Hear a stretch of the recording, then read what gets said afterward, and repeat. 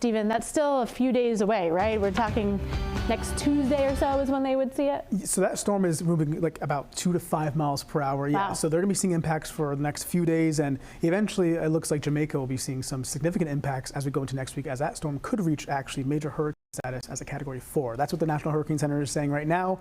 Of course, time will tell how things pan out with that. Right. But for us locally, our weather is pretty quiet. You know, seeing sunshine, blue sky, temperatures seasonable for this time of year. So no big issues here for us on our Thursday. It is dusty out there. You can see some of those flags there on the boats blowing in the wind. So it is breezy out there. Lincoln, blue sky, some fair weather clouds passing on through, but not a bad afternoon across our area.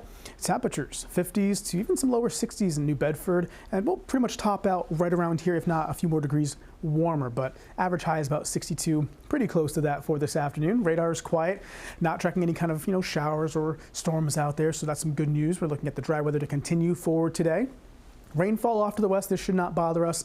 It's with a disturbance over the Great Lakes region. So 3 key things going forward here: breezy, cool this afternoon. Much cooler though for the weekend, Saturday and Sunday. Then tracking our next chance of rain, which looks to come next week in that 7-day forecast. So let's time things out. We'll go forward. Here's that disturbance I was just talking about across the Great Lakes region. Again, we're looking dry and quiet locally here in southern New England.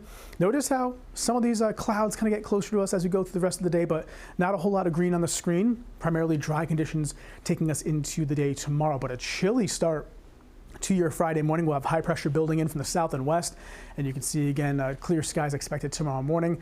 As we go into the evening hours, the afternoon and evening, potentially a couple sprinkles are possible, because notice how some of these green areas do trek a little bit further east later tomorrow. So wouldn't be surprised to see a passing sprinkle or a brief shower later in the day, but for the most part, I anticipate mainly dry conditions for us locally here for later Friday as high pressure builds on in.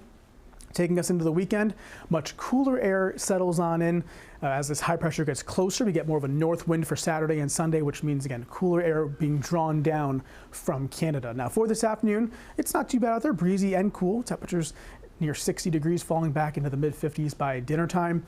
For tonight, a chilly overnight is expected. Lows upper 30s to lower 40s late tonight, early tomorrow morning. Heading out to work and school for your Monday morning, you can see these temperatures here about 6 a.m. Some 30s, even down to the coastline there in Newport. Certainly very chilly early tomorrow morning. Now let's talk about Melissa. Of course, we have a tropical storm here in the Caribbean.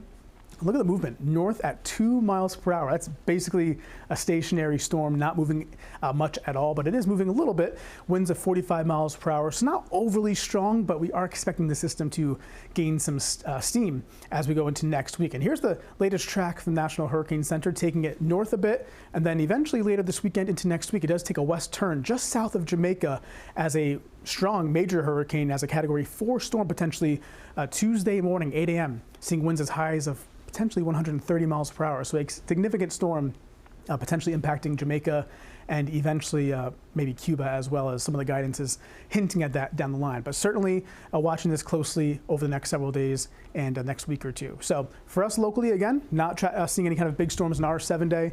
We're looking at dry weather through the weekend, cooler temperatures though. And the next chance of any rainfall doesn't look to be until Tuesday and Wednesday of next week. So good weekend for any fall activities. Yeah, looks awesome. All right, thanks, Stephen.